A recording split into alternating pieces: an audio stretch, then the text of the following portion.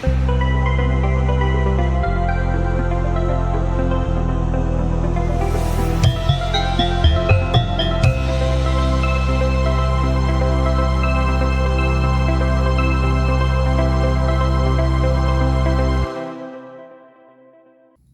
anak-anak, Namo Buddhaya.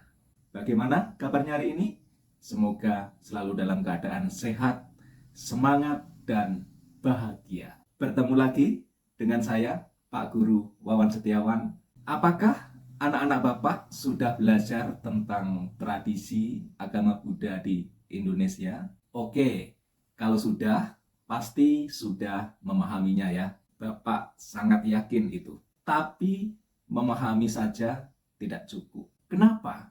Karena kita juga harus melestarikan tradisi agama Buddha di Indonesia agar tradisi itu tidak punah. Jadi, pada video kali ini kita akan belajar bersama tentang bagaimana upaya untuk melestarikan tradisi agama Buddha di Indonesia. Adapun tujuan pembelajaran kita kali ini adalah anak-anak diharapkan mampu memahami tradisi agama Buddha di Indonesia. Sedangkan KKTP-nya adalah melestarikan tradisi agama Buddha di Indonesia. Anak-anak, mungkin di antara kalian sudah ada yang tahu bagaimana cara kita melestarikan tradisi agama Buddha di Indonesia.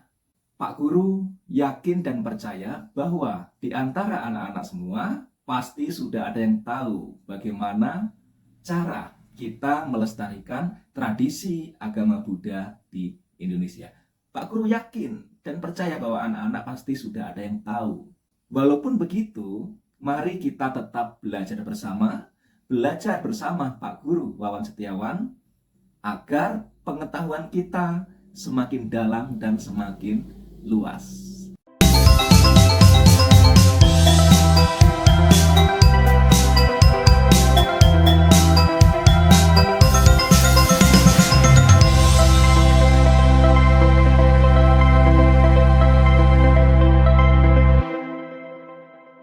Oke, baiklah anak-anak, mari kita belajar. Anak-anak, mari kita ingat kembali bahwa Dhamma sudah dibabarkan secara sempurna oleh Sang Buddha selama lebih dari 2500 tahun yang lalu. Dan Dhamma akan tetap abadi sampai saat ini, sampai kapanpun, apabila Dhamma dilaksanakan dalam kehidupan sehari-hari. Anak-anak, perlu juga kita ketahui, pada saat itu Dhamma disampaikan, Dhamma dilestarikan secara lisan, disampaikan dalam ucapan ke ucapan, diucapkan secara berulang oleh para siswa Sang Buddha. Dimulai saat Sang Buddha parinibbana sampai 400 tahun setelah Sang Buddha parinibbana. Nah, ingat ya, ini berarti di dalam masa konsili atau sidang agung sangha. Setelah Dhamma dilestarikan melalui ucapan yang diulang-ulang atau secara lisan, kemudian Dhamma dituliskan di sebuah daun yang namanya daun lontar. Kemudian Dhamma dituliskan di batu marmer. Ingat ya, ini materi konsili atau sidang agung. Sidang agung sangha, pasti kalau ingat ini tahu ya. Kemudian sampailah Dhamma dituliskan di dalam sebuah buku atau di atas kertas yang sekarang kita kenal dengan Tripitaka. Sehingga kita bisa mempelajari sampai sekarang. Ini adalah bentuk pelestarian Dhamma. Anak-anak, begitu juga hendaknya tradisi agama Buddha di Indonesia ini juga harus kita lestarikan, kita pertahankan, kita kenalkan kepada para umat Buddha, para generasi berikutnya, kepada masyarakat, agar tradisi agama Buddha ini bermanfaat, dikenal, tidak punah, dan lain sebagainya. Jadi, anak-anak, bagaimana cara kita melestarikan tradisi agama Buddha di Indonesia? Bagaimana upaya-upaya yang harus kita lakukan? Anak-anak, sebenarnya upaya-upaya yang harus kita lakukan itu banyak macam. Bisa kita lakukan dengan berbagai cara. Di antaranya, kita bisa melibatkan para generasi muda, para kader-kader Buddhis untuk terlibat di dalam upacara tradisi agama Buddha. Baik itu pada saat persiapannya ataupun pada upacara berlangsung. Sehingga dengan demikian, para generasi Buddhis, para generasi muda akan paham. Inilah salah satu cara kita mengenalkan tradisi agama Buddha kepada generasi muda sehingga bisa dipertahankan di kemudian hari. Bisa juga melalui para Dharma Duta. Anak-anak tahu apa itu Dharma Duta? Dharma Duta adalah para pembabar dhamma. Misalnya para pandita, para tokoh agama, ya. Kemudian bisa juga melalui guru sekolah minggu. Jadi guru sekolah minggu ini juga bisa berperan di dalam melestarikan tradisi agama Buddha. Diajarkan kepada siswa-siswa, murid-murid sekolah minggu, diajarkan prakteknya, ya. Kita ada praktek di sana. Ini juga salah satu cara untuk melestarikan tradisi agama Buddha. Juga guru agama Buddha di sekolah. Guru agama Buddha di sekolah seperti Bapak ini juga bisa mengajarkan praktek tradisi agama Buddha.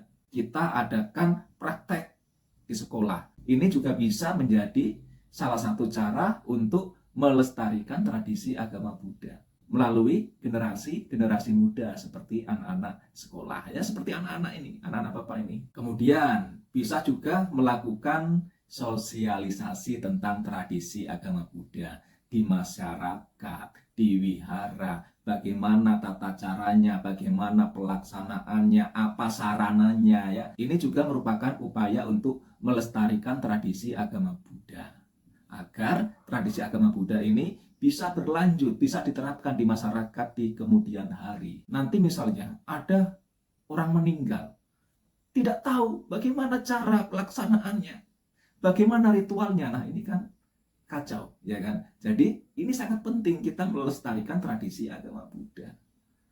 Jadi generasi muda ini harus tahu, masyarakat harus tahu, umat Buddha harus tahu. Ini penting ya anak-anak ya. Nah sekarang kan teknologi juga sudah sangat canggih ya. Jadi dengan adanya teknologi ini, kita bisa memanfaatkannya. Kita bisa membagikan informasi tentang tradisi agama Buddha secara online, ya. Sehingga lebih banyak orang tertarik untuk mengakses informasi tentang tradisi agama Buddha. Anak-anak, pemanfaatan teknologi untuk penyampaian, untuk publikasi, upacara, tradisi agama Buddha ini sangat penting sekali, sehingga masyarakat bisa tahu, masyarakat bisa paham bahwa ini loh tradisi agama Buddha, ini loh caranya, ini loh pelaksanaannya, sehingga mereka juga bisa melakukan itu. Kan kita tahu sekarang ada YouTube, ada TikTok dan lain sebagainya, ada Facebook, Twitter dan sebagainya. Jadi bisa melalui platform-platform seperti itu untuk menyampaikan informasi tentang tradisi agama Buddha. Tetapi kita juga harus tetap hati-hati, harus sangat hati-hati di dalam kita menggunakan media sosial. Apalagi yang berbau tentang agama. Yang kita posting jangan sampai nanti menuai pro dan kontra di dalam masyarakat. Atau jangan sampai melanggar undang-undang IT. Oke ya, anak-anak paham ya sampai di sini. Baiklah, sekarang Pak Guru akan memberikan contoh-contoh upaya-upaya untuk melestarikan tradisi agama Buddha. Di samping ini ada foto kegiatan Chengbing, ya, kegiatan Ulambana. Kita melibatkan para generasi muda dalam kegiatan tersebut. Kemudian ada lagi, kita melibatkan generasi muda di dalam kegiatan Pindapata. Pindapata itu adalah kegiatan untuk berdana makanan kepada anggota Sangha. Nah, ini juga contoh pemanfaatan teknologi, ya, pemanfaatan teknologi untuk penyampaian informasi-informasi tentang dhamma ajaran Buddha. Bisa juga kita seperti ini, ya, menyampaikan tradisi agama Buddha kita bisa menggunakan teknologi seperti ini. Baiklah anak-anak, ini hanya beberapa contoh. Masih banyak lagi upaya-upaya yang bisa kita lakukan untuk melestarikan tradisi agama Buddha dan kita sesuaikan dengan tradisi daerah kita masing-masing ya. Oke, anak-anak, ada pertanyaan? Paham sampai di sini? Paham ya? Kalau belum paham, anak-anak bisa menonton tayangan video ini kembali di belajarbuddha.id. Nah, anak-anak bisa menonton lagi. Di sana juga ada materi-materinya yang anak-anak bisa baca ya. Kemudian anak-anak juga bisa mengerjakan kuis-kuisnya ya. Jangan lupa mengerjakan kuis-kuisnya. Ada kuis-kuisnya di sana. Seru loh kuis-kuisnya. Oke ya, buktikan ya. Anak-anak juga jangan lupa untuk selalu rajin belajar. Kenapa? Karena dengan belajar kita akan mendapatkan ilmu pengetahuan. Sehingga wawasan kita menjadi dalam dan luas. Oke anak-anak, cukup ya? Ada pertanyaan? Oke, kalau tidak ada, Pak Guru akhiri. Satisata, Bawantu Sukitata, semoga semua makhluk hidup berbahagia. Satu, satu, satu. Namo Buddhaya.